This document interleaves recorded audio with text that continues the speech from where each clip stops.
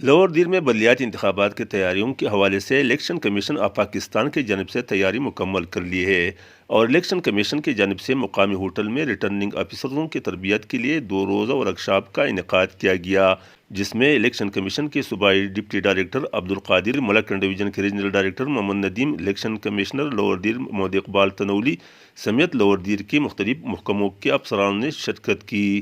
اس موقع پر بلدیاتی انتخابات کے ریٹرننگ افسروں کو بلدیاتی انتخابات سے تربیت اور ہدایت دی گئی۔ جو ہمارا یہاں پہ سیشن جاری ہے جی، یہ 2 روزہ یہاں پہ ٹریننگ ہے ہمارے ریٹرننگ آفیسرز کی، جو پورے تھرو آؤٹ لاہور دیر میں اپنی خدمات سر انجام دیں گے۔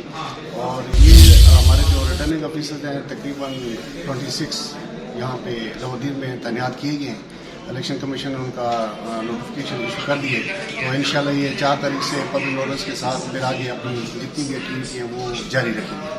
الیکشن کمیشن کے حکام نے بتایا کہ لاہور دیر میں بلدیاتی انتخابات کی تیاری مکمل کی ہے اور بلدیاتی امیدواروں کو 4 فروری سے ریٹرننگ افسروں سے کاغذات حاصل کریں گے، جبکہ 7 فروری سے 11 فروری تک کاغذات نامزدگی جمع کرائی جا سکتی ہے۔